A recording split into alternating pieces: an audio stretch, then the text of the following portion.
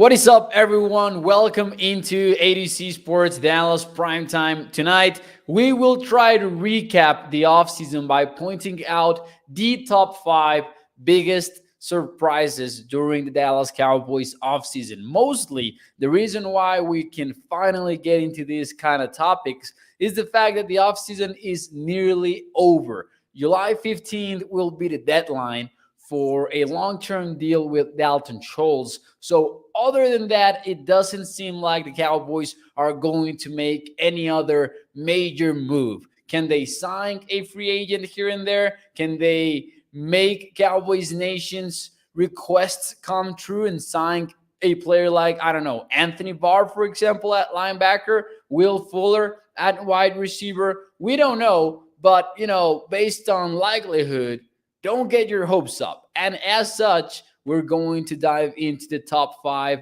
most surprising moves of the offseason, even if it wasn't an exciting offseason for Cowboys Nation, because it really wasn't. But anyways, welcome into the show. Do me a favor, hit the like button. I hope that you guys are having a fun Tuesday night. Share the stream if you're watching on Facebook, YouTube, or Twitter. Let your friends know about Primetime by sharing to public. Let me shout out some people here in the YouTube chat, in the Facebook chat. We've got Gregory, Lumen, Toxic Tom, Bruce, as always, King Element. Thank you for being here. We've got a lot of people over at Facebook as well. We've got Tammy, Kenneth Fraser, Chalk, Celia. Let's see here. Jeff Clark as well tuning in. Gilbert, Craig, thank you for tuning into the show. Thank you. Thank you for being here and choosing to listen to ADC Sports Dallas Primetime. Now that more of us are here, let's get ready to start the show officially. And hit the like button. Here we go.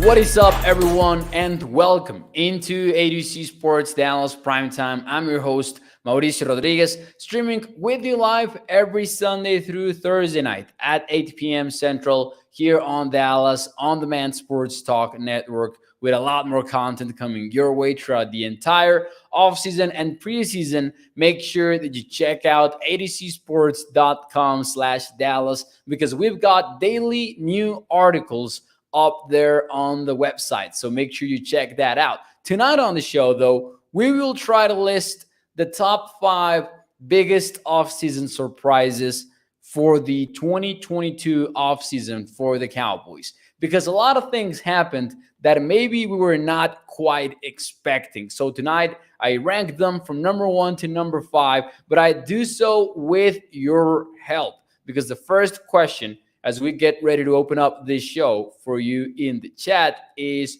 in your opinion, what were 5 of the biggest surprises this Cowboys offseason? Now, King Element does provide a very valid question. He says there's 5 we can say. So here's the thing, though. This can be negative surprises. It doesn't have to be like a positive surprise, because I would agree with King Element on that front. It's not like I'm going to sit down here and tell you, oh, getting James Washington, that was a big time surprise. So no, definitely I think we can find 5 of them. We'll see how we do there. Let's see. Chalk with a good question here on Facebook, maybe for another day. And I know there's been a lot of debate regarding this recent ESPN top 10 quarterback list. But Chalk says, how is Deshaun Watson considered elite and Dak's not? Watson has 1 playoff win and 1 big blow in the playoffs as well. More than anything on that argument, I would say we have not seen Deshaun Watson play in a while now. And it's not because of injury or anything like that. So I would struggle ranking Deshaun Watson above Dak and maybe even some other high caliber players. Let's see some of your comments here. What was the biggest surprise of this Cowboys offseason, in your opinion? Craig goes with letting Cooper walk, keeping Joseph. Says Craig. That's a good one. I had not thought of, keeping Kelvin Joseph as a possibility. We've got Payaso Eso saying letting Cooper go. For those of you who maybe don't get the Payaso Eso thing, it's the It Clown. That would be the translation, from the Stephen King novel. There you go. Parsons digs defense 7-11. So that's a long name right there. I think it's Michael DeRee. Dan Quinn came back as defensive coordinator. That could be considered a surprise. Samuel Rose says Coop for a fifth. So a lot of good answers so far. Keeping Joseph, says Kenneth Fraser. A lot of good answers so far. So let me start with my number one, which was actually none of this, I believe, or someone might have mentioned this and I might have missed it. But even more surprising than letting Amari Cooper go, I will go at number one with releasing Lyle Collins. Because maybe at one point we were expecting it once reports had emerged on the Cowboys seeking a trade partner.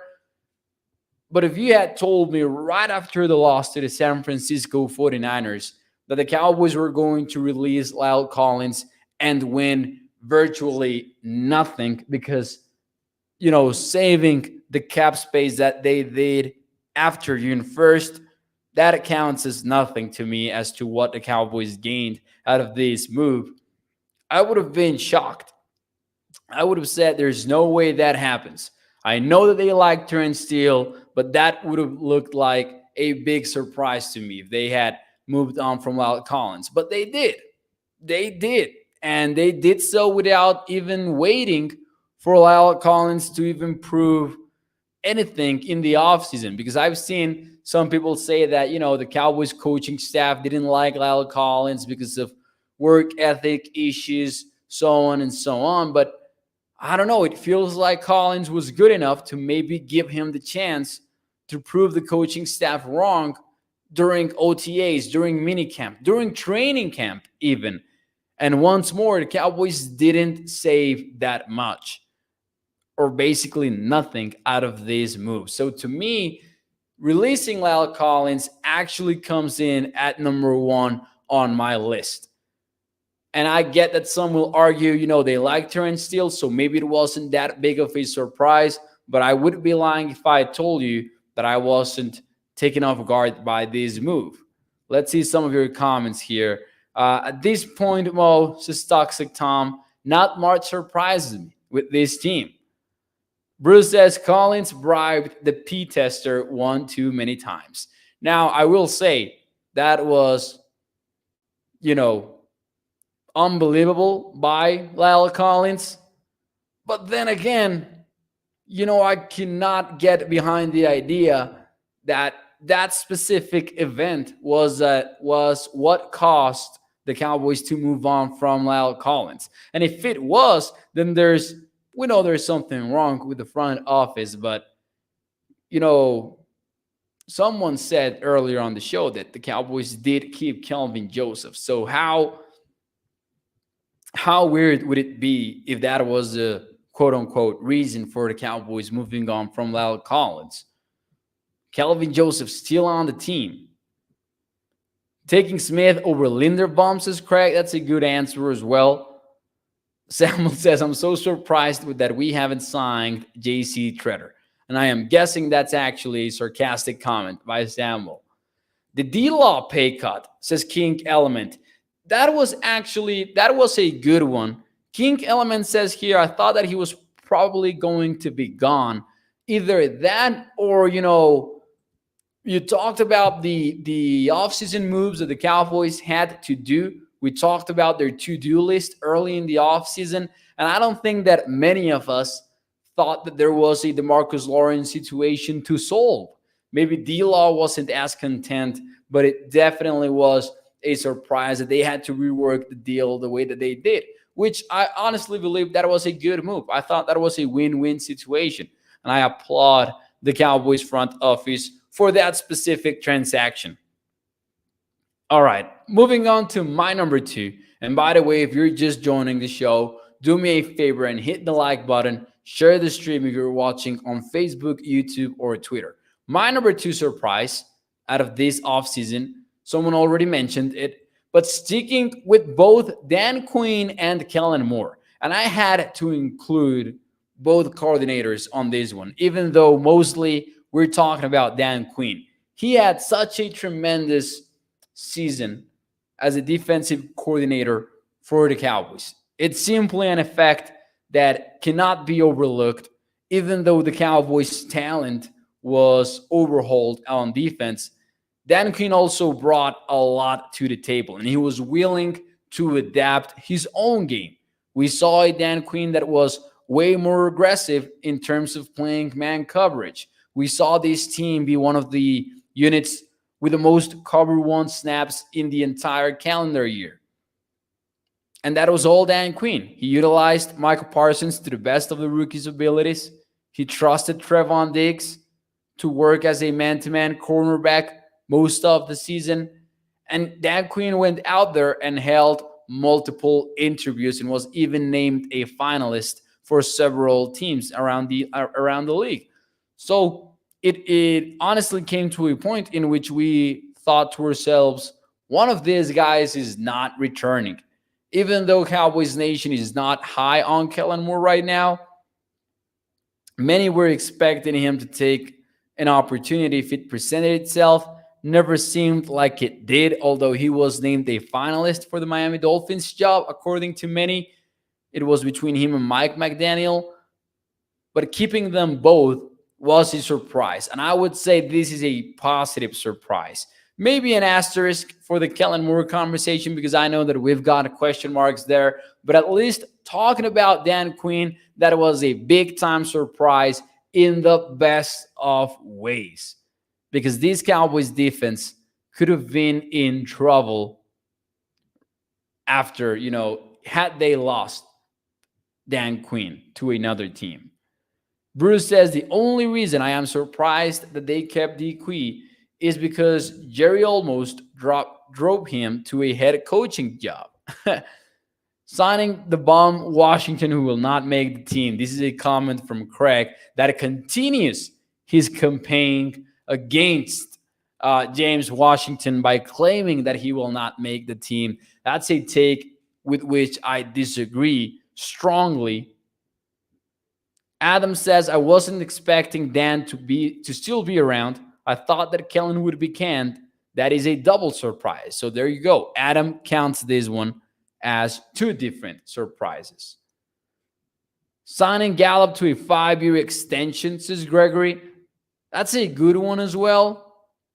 And I think that it goes together with the Kellen Moore thing, with the Amari Cooper thing, and I'm sure that we'll get to it at some point on tonight's show. So spoiler alert there.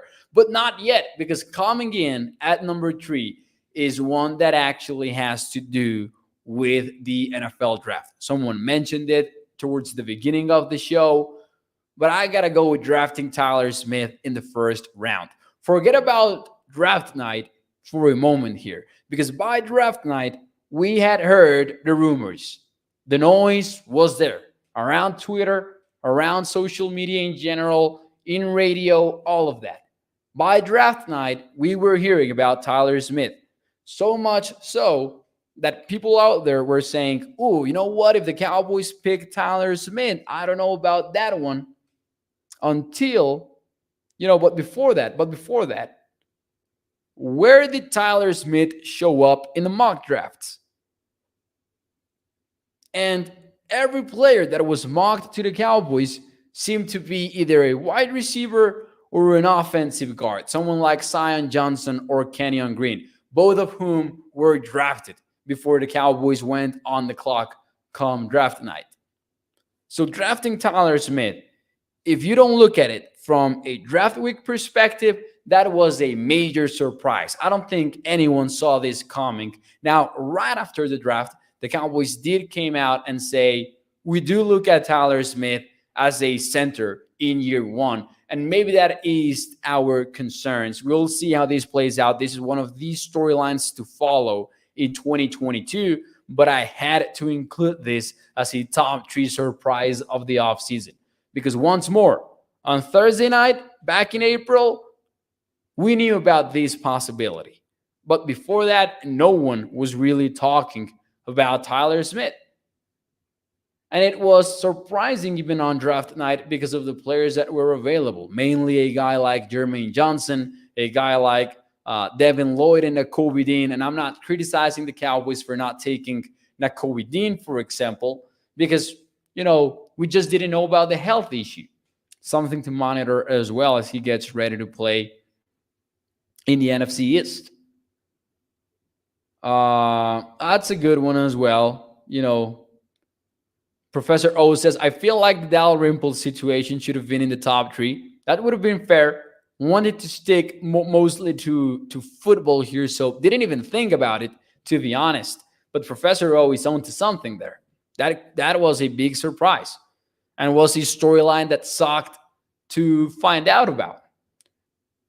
Reports of penalties and hand placement was giving pause, says Michael H. Talking about Tyler Smith there. Don't say Nakobe Dean, my heart can't handle it, says Professor O. Samuel says Nakobe Dean is infected with eagles. Melvin says not getting more quality backers in the linebacker room. It's pretty thin. I agree. It's one of the thinnest positions for the Cowboys right now, I would say, on the roster, and definitely a big-time concern heading into the season, especially because we've kind of heard people around the league try to not convince the Cowboys, but argue that they want to argue that Micah should have more snaps as a pass rusher. But if the linebacker room looks the way it looks like right now, is that a viable option? Maybe not. Maybe not. And, if the Cowboys had added more linebackers, maybe that would have been an easier possibility for the Cowboys. Another storyline to follow, for sure. All right, moving on to number 4.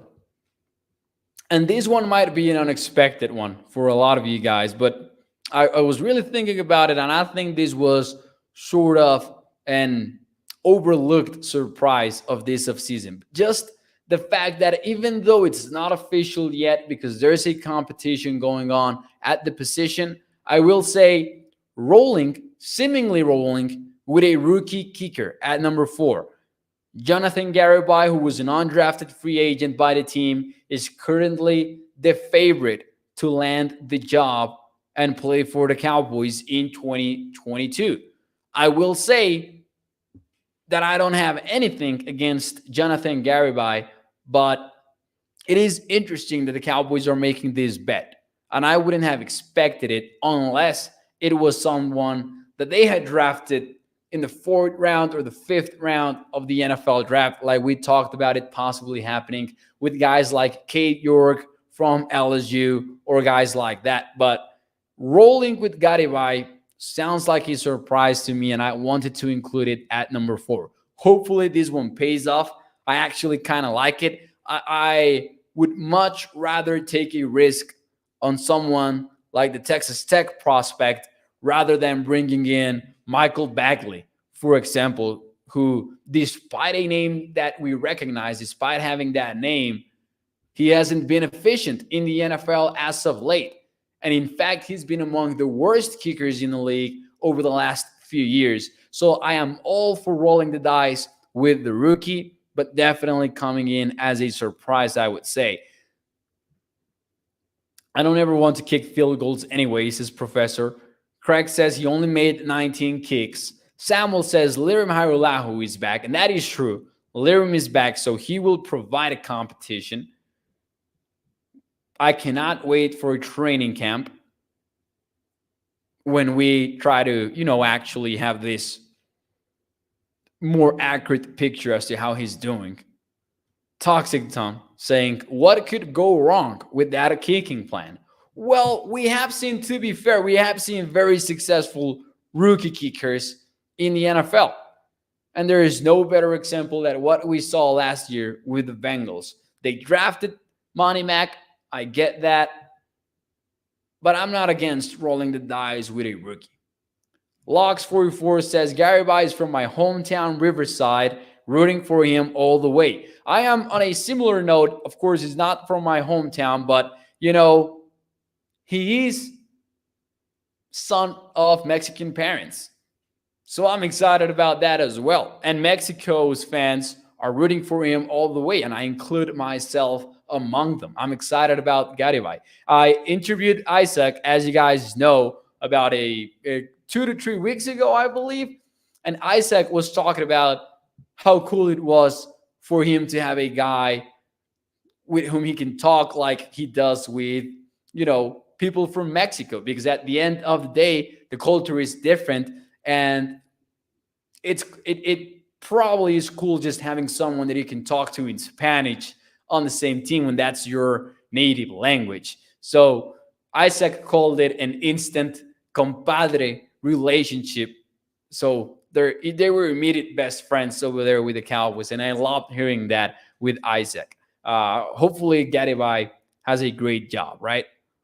Professor O says Ryan Nall is Booby Miles. That is high praise for Ryan Nall. That is my all-time favorite movie. Not even close. There's not a second place. I know every single dialogue in the movie. I have not watched the TV series, only have watched the movie and read the book.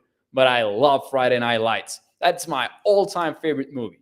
I watched it about, I think that I'm not even exaggerating when I say this. I watched Friday Night Lights about 30 times. And maybe, there's some movie seekers here that have watched movies more than that, but that to me is a very high number. Craig says, I'm surprised you did not mention not using the franchise tag on Gregory. I wouldn't have liked the Cowboys to use the tag on Randy. So I don't think that was a surprise. I don't think that I was expecting, at least to me, the Cowboys to use a franchise tag on anybody other than Dalton Schultz. Because I remember in the offseason, we talked about this sort of stuff, and the only two candidates that I was willing to throw out there were Schultz and maybe Michael Gallup, just for the 1 year. Gregory would have been a surprise to me had they tagged him. Toxic Tom says Booby Miles is a sad story. It is, and if you have not read the book, please do so. If you have not watched the movie, come on. Hey, I wouldn't even mind if you quit watching this show just to go watch the movie. Just kidding. Stick around until the end of the show. We still haven't gotten to number 5. But it is kind of a sad story. If you guys have read the book and have read the anniversary edition of the book, it includes an epilogue about 25 years later after the author covered the Permian Panthers for that season. And yeah, it is kind of sad. I agree with Toxic Tom. It's not the best of stories. Like, even when you hear the end of it, but still a great book and a great story and a great movie. Mo is going to stream Friday Night Lights live on air, says Professor O. Yeah, that's what we're doing tomorrow night. And that way I don't have to brainstorm or anything. We can just get straight to Friday Night Lights. Just like when you go to class and your teacher has a movie ready for you, that's going to happen tomorrow night on primetime, pretty much. Anyways, let's see here.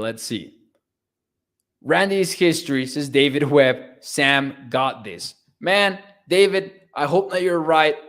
I hope that the Cowboys are able to replace Gregory's production, because it will not be easy. It will not be easy.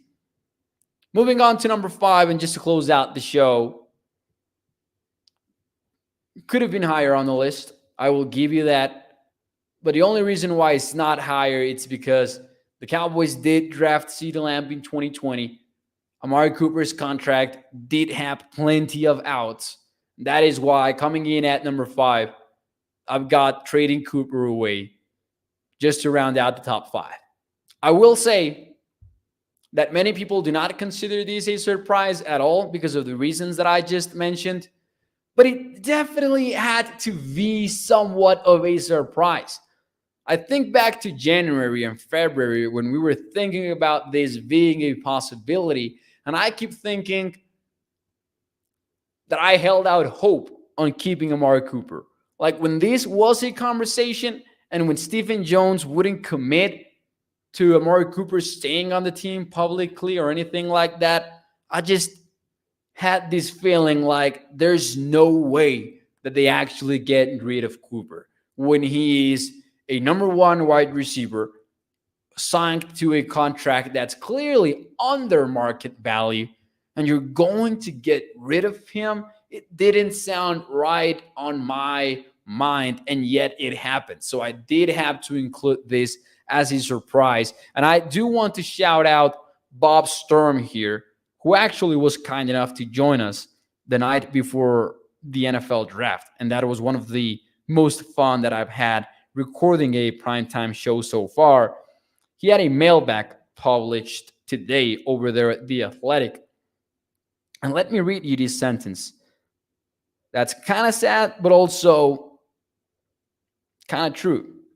So someone was asking in this mailbag whether or not the move had to do about the Cowboys being a little bit heated after the loss to the San Francisco 49ers, and maybe that feeling in the front office translating into the Cowboys moving on from players like Amari Cooper and Lyle Collins specifically. And this is what Bob Storm replied on that mailbag. He said, I think the Cowboys had a rush of blood to their heads and decided they don't need these highly paid veterans who have easy outs out of their deals. Those who do not have easy outs get to stay. So it seems like it became an evaluation of contract language rather than an evaluation of football performances. I will read that again because you might have missed it. It seems like it became an evaluation of contract language rather than an evaluation of football performances. Man, that's a strong quote from Bob Storm. And that has to piss you off as a Dallas Cowboys fan, I would say. How can it be about contract languages and not about getting the players that you need to go out there in the season and win? That's a tough quote. Shout out to Bob Sturm. Still the best at it, I would say, when it comes to sports writing and covering the Cowboys. Evaluation of contract language instead of football performance. I will miss Amari Cooper and Lyle Collins. I will tell you that. I'm not a fan of those moves. And even in mid-July, haven't fully gotten over them.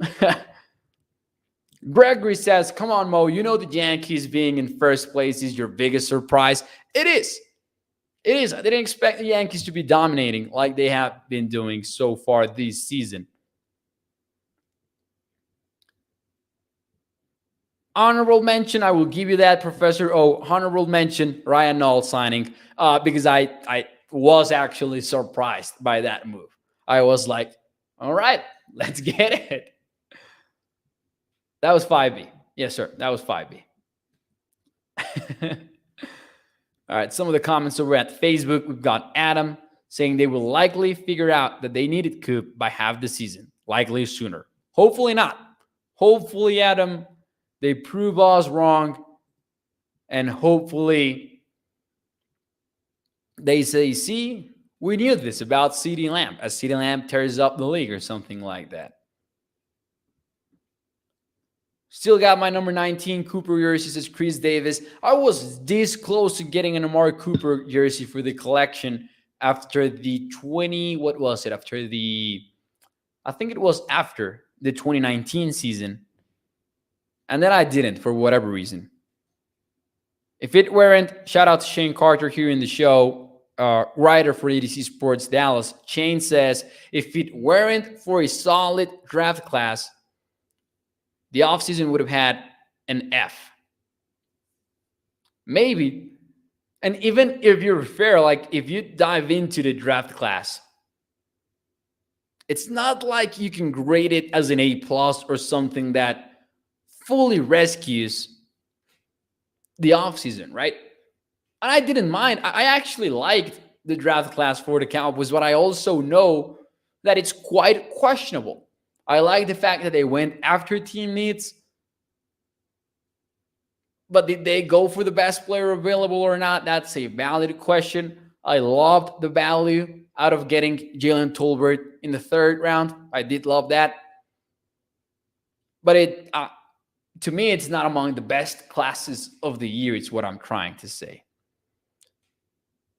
I agree with Professor O, by the way. Check out Shane Carter's articles over there on ADC Sports Dallas. Once more, you can check it out. adcsports.com/Dallas. We've got new Cowboys articles up there every single day. Shane Carter covers the Cowboys there. We've got Cole Patterson's articles there. Matthew Lennox, who's killing it as well. So make sure you check that out. Shane says the best part about the draft was Mao's fit. You know, Skywalker and I, we had to wear those blazers for day 2 of the NFL draft. That was so fun. I had a lot of fun doing the day 2 draft coverage with Sky. Looking forward to doing more of that in the future. And by the way, ladies and gentlemen, that will be it for me tonight. And make sure that you catch Skywalker's show tomorrow morning, 8 a.m. Central Time. In his own words, 8:15-ish a.m. Tune in. I think that's one you don't want to miss. Do not miss it. Anyways, do me a favor. Hit the like button. Share the stream. Well, Toxic Tom. I don't know where you get your information. Toxic Tom has some sources. Toxic Tom has some sources. Well. I'm impressed. We've got Adam Schefter there in the comments. Respect. We'll talk more about that soon. I don't know when, but I will talk more about that soon. I appreciate it, Toxic Tom. Sky told y'all. Oh. All right. That's cool. I didn't know that. I will check it out for sure. Did he do that today?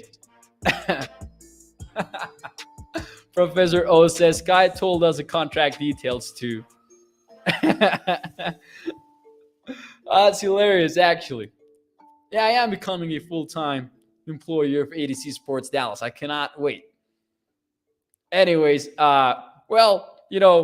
just because of that, I will spoil Skywalker's surprise tomorrow. Nah, I'm just kidding, Sky. I don't know if you're watching, but tune in. Tune in tomorrow morning.